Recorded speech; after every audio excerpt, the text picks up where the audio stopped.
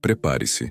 Tudo o que você acha que entende sobre o amor, sobre relações, sobre o impossível de deixar ir, está prestes a ser explodido na sua mente.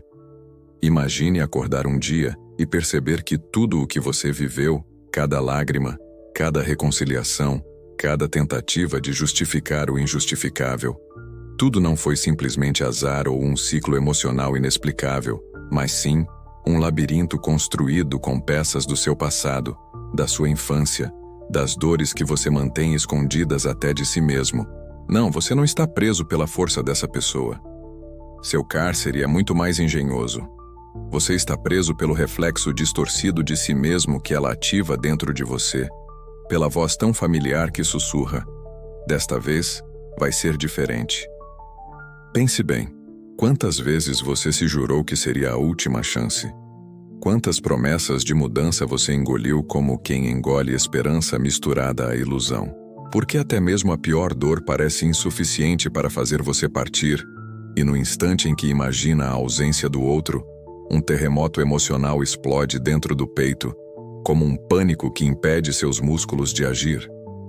O segredo, desconcertante e libertador, é que o problema nunca foi a paixão, nem a dependência química dos beijos ou das brigas seguidas de pedidos de desculpa.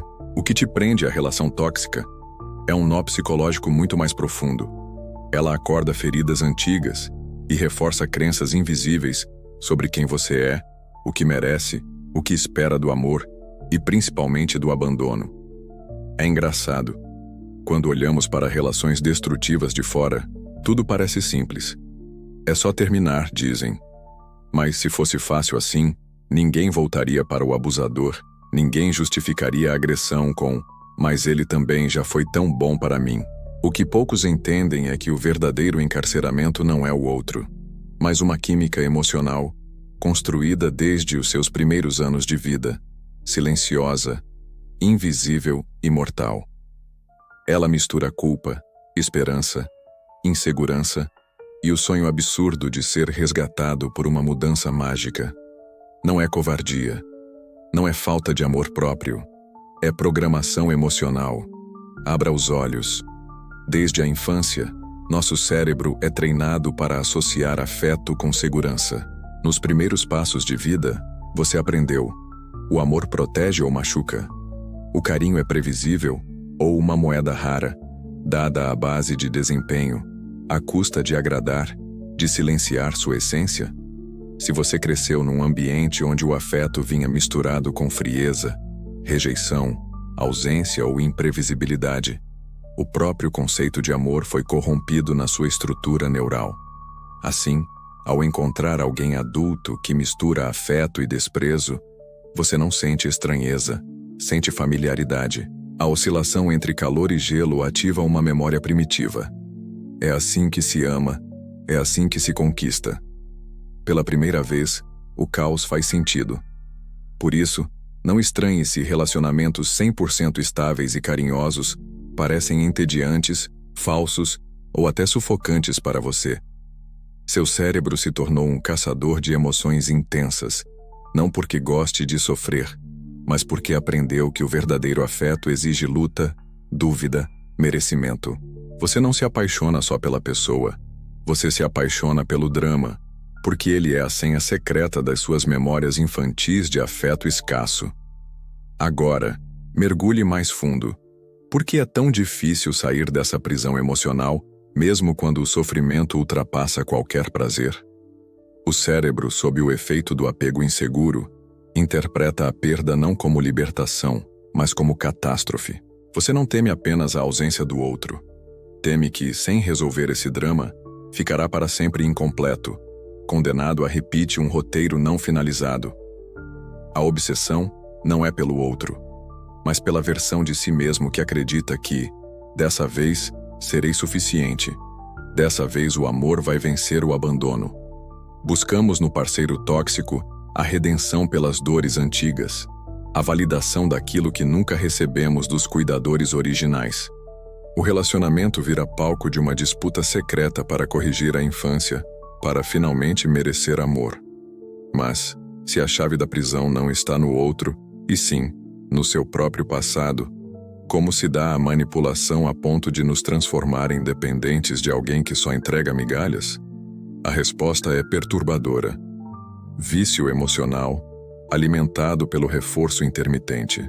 Isso, cientificamente comprovado, é o mesmo mecanismo que vicia ratos em apertar uma alavanca para receber comida, nunca sabendo ao certo quando virá a próxima recompensa.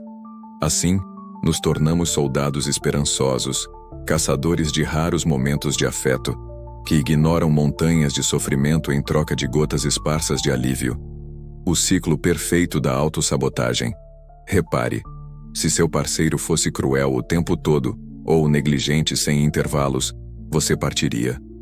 Mas é justamente o tempero do um dia bem outro infernal que te faz lutar mais. Acreditar que o problema é passageiro, que a relação ainda guarda o potencial idílico do começo. Esse processo, além de prender, reconstrói sua autoestima. Você já não exige reciprocidade.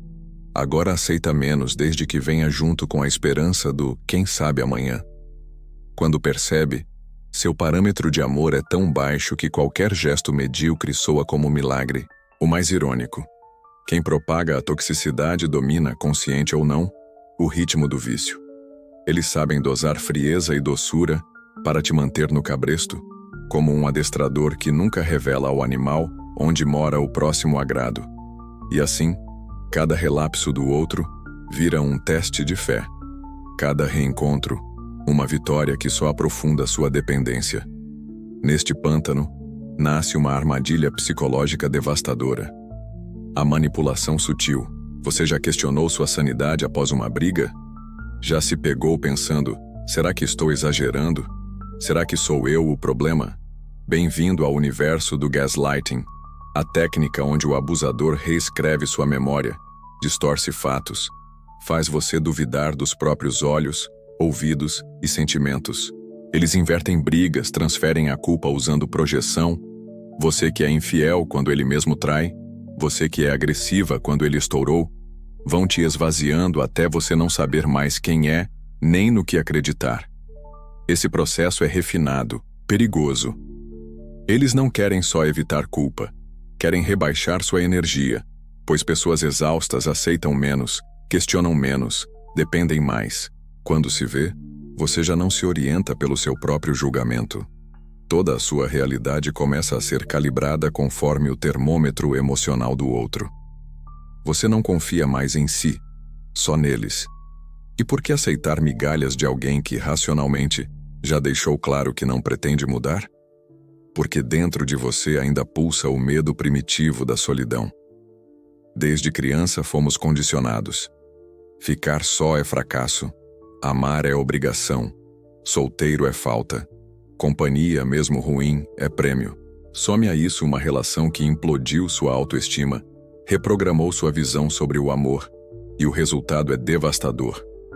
Você passa a acreditar que não merece mais, que ninguém mais te suportaria, que pelo menos esse conhece meus demônios.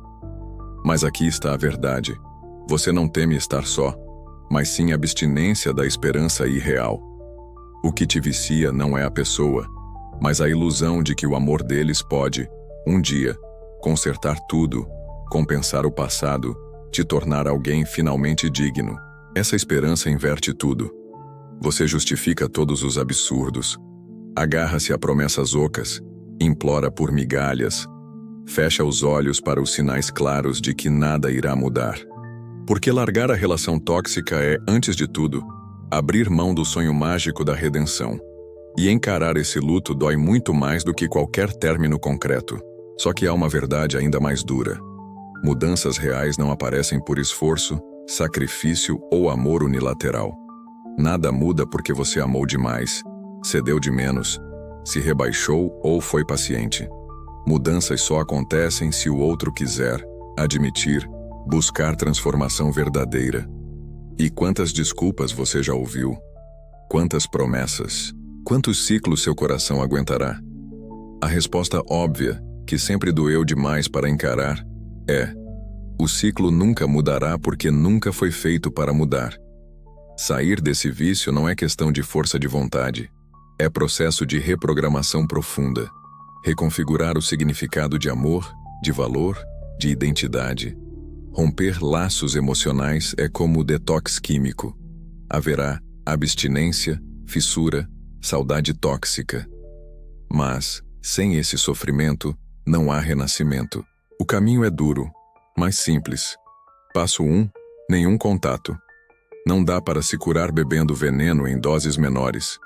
Você precisa sumir, bloquear, cortar, eliminar qualquer resquício da manipulação emocional. O closure que você procura é apenas mais uma ligação para te amarrar. Se o outro realmente estivesse disposto a mudar, você não teria chegado até aqui. Nada do que precisa saber poderá ser dito numa última conversa. Passo 2. Suporte à abstinência. Você sentirá falta, terá recaídas mentais, idealizará os bons momentos, esquecerá as brigas. Saiba, não é saudade do amor verdadeiro, é da droga emocional. Esses pensamentos são parte do vício, não reflexo de realidade. E assim como químicos em tratamento, você precisa substituir o gatilho. Ocupe-se, busque amigos, reconecte-se ao que te dava prazer, leia, escreva, se movimente, faça uma lista detalhada de todos os traumas, manipulações e feridas que esse relacionamento causou. Leia sempre que sentir vontade de retroceder. Passo 3. Resgate de identidade. Relações tóxicas destroem a autoimagem. Você começa a enxergar-se pelo filtro do abusador. Acredita que precisa ser menos, que não merece o amor pleno. Vasculhe. Quem era você antes? O que te fazia sorrir? O que precisou abandonar para caber nessa dinâmica doentia? O resgate é lento, é solitário, mas é libertador. Você começa a descobrir que amor próprio não é vaidade, é sobrevivência. Só quem se reergue sozinho pode amar verdadeiramente depois. Se você acha que o fim é partir, pense de novo. O fim é a travessia. Deixar para trás quem desgasta é só o marco inicial da sua independência emocional. Você precisa todos os dias escolher a si em vez da ilusão de um amor impossível, porque no fundo, essa escolha nunca foi sobre o outro, sempre foi sobre você. Seu medo nunca foi da solidão, mas de não se sentir suficiente. E é por isso que toda libertação começa pelo ato radical de escolher a si mesmo, ainda que todos ao redor digam que ser sozinho é perder. O maior ganho é se reencontrar, apresentar-se a si mesmo sem filtros, sem manipulação, sem máscaras. Eu quero que você pare e reflita profundamente. De tudo isso, o que mais te tocou? Qual verdade, ao se revelar neste vídeo, provocou aquela sensação de desconforto? Ou talvez até alívio por saber que alguém finalmente ponha em palavras o que você sente? Compartilhe comigo nos comentários.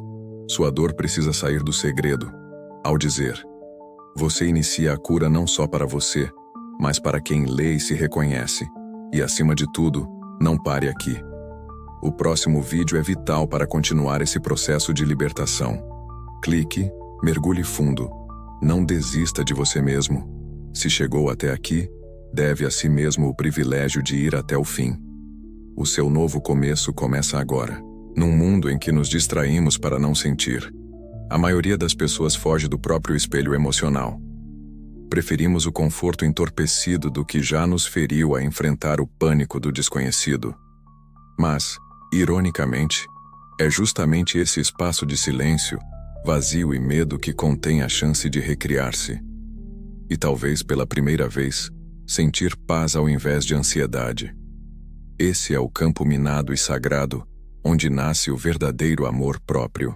A partir do momento em que você rompe o ciclo, percebe algo surpreendente. A voz interna que tanto sabotava, que fazia o papel do abusador, mesmo na sua ausência, sussurrando que você é inadequado, fraco, dramático demais, começa a perder força. Ela é substituída gradualmente por um novo pensamento. E se na verdade tudo que eu procurei no outro era aquilo que sempre precisei desenvolver em mim mesmo? Quando você entende que as migalhas de aceitação recebidas não são tudo o que o mundo tem a oferecer, começa a desconfiar das antigas certezas. Uma suspeita saudável brota. Talvez aquilo que chamava de amor Era apenas a ausência de si, o vazio que você tentava preencher com a aprovação alheia. Nesse novo território, você redescobre que liberdade é incômoda. Ninguém vai mais te dar as respostas do que fazer, de quem ser, de como se comportar para merecer afeto. É assustador, mas é brilhantemente libertador. Aos poucos, percebe que a dor da perda se dissolve na excitação da possibilidade. Você começa a definir por si os contornos do seu valor, não mais entregue nas mãos instáveis de quem nunca esteve pronto para te amar plenamente. Muitas vezes o desafio maior é lidar com os próprios julgamentos. Somos duros com nós mesmos. Como pude aguentar tanto tempo? Como não percebi antes? É nesse momento que o autocuidado verdadeiro começa. Perdoar-se não é ignorar os alertas do passado, mas reconhecer que, com as ferramentas emocionais que tinha, você fez o melhor que podia. Não há fraqueza em pedir ajuda, em buscar terapia, em conversar com quem entende de traumas e cicatrizes emocionais. O luto por essa relação destrutiva será, sim, atravessado com lágrimas, raiva e dúvidas. Mas, ao aceitar a travessia, você dá o primeiro passo para um novo tipo de força, aquela que nasce do reconhecimento da própria vulnerabilidade. Com o tempo, algo mágico ocorre. Naquele mesmo espaço vazio onde só cabia dor e lembranças, você agora começa a preencher com novas experiências. Aproxima-se de amizades verdadeiras, retoma hobbies esquecidos, reconstrói rotinas que o outro desdenhava ou depreciava. O autocuidado, tão banalizado em frases de internet, passa a ganhar significado real. Cuidar de si é recusar qualquer relação que exija a sua autonegação. Quando você sente na pele o alívio de não mais precisar implorar migalhas, percebe. Esse é o gosto da liberdade autêntica. Se alguém te perguntar daqui a um ano como conseguiu sair, talvez você se surpreenda com a resposta. O verdadeiro rompimento, afinal, nunca é sobre o fim de um relacionamento, mas sobre a ruptura do pacto inconsciente de sofrer por alguém que sempre exigiu sua dor como moeda de troca. É sobre não aceitar menos do que entrega a si. É sobre olhar no espelho e enxergar não os pedaços de si mesmo quebrados, mas a inteireza de quem sobreviveu, quem se refez, quem agora escreve sua história em primeira pessoa. Daqui por diante um novo desafio surge, o de manter-se vigilante diante dos sinais de velhos padrões. Relações tóxicas, afinal, não começam com bandeiras vermelhas gritantes, mas sim com pequenas concessões. O desdém diante de seus sentimentos, a manipulação disfarçada de preocupação, o afeto escasso interrompido por críticas veladas. Dessa vez você sabe. Qualquer relação que repete o ciclo do sufocamento emocional não merece sequer o seu incômodo, muito menos seu amor. Talvez venha o medo de nunca mais amar com tanta intensidade. Mas preste atenção. A intensidade destrutiva não é amor. É carência alimentada pela insegurança. O verdadeiro amor não arranca pedaços, mas soma. Não gera ansiedade, mas traz paz. Não pede sacrifício silencioso, mas promove crescimento mútuo. E só quem já esteve num inferno relacional é capaz de reconhecer o céu da autenticidade. E então, finalmente, você compreende o paradoxo da libertação.